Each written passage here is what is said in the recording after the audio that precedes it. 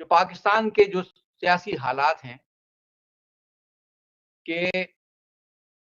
ملک میں ایک منتخب حکومت ہوتی ہے عمران خان کی، اور اسے ختم کرا دیا جاتا ہے. اس میں کس کس نے کیا کردار ادا کیا وہ اس کی تفصیلات سے آپ واقف ہیں، اور اب تو کہانیاں خود کھل کر سامنے بھی آ رہی ہیں. تو اس کے بعد پھر یہ جو 8 فروری کے الیکشن ہوتے ہیں اور عوام کس طرح سے باہر نکل کے تمام تر رکاوٹوں کے باوجود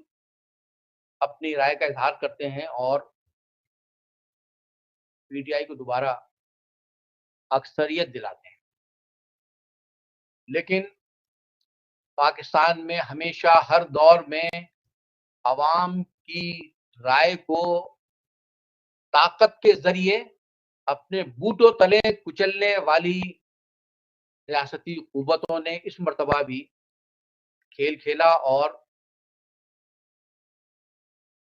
فارم 45 میں عوام کی رائے کو کچل کر فارم 47 کے ذریعے ایک جعلی حکومت ملک میں قائم کرتی ہے. عوام کی اس رائے کے خلاف، عوام کی اس جدوجہد کے خلاف جو وہ اپنے حق کے لیے کر رہے ہیں، تو اس جبر کے ماحول میں جو سب سے مضبوط اگر کوئی آواز ہے عمران خان کے حق میں، پی ٹی آئی کے حق میں، بلکہ یوں کہنا چاہیے کہ پورے پاکستان کے عوام نے جو اپنی رائے دی،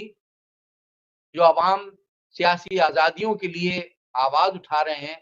ان کے حق میں سب سے مضبوط آواز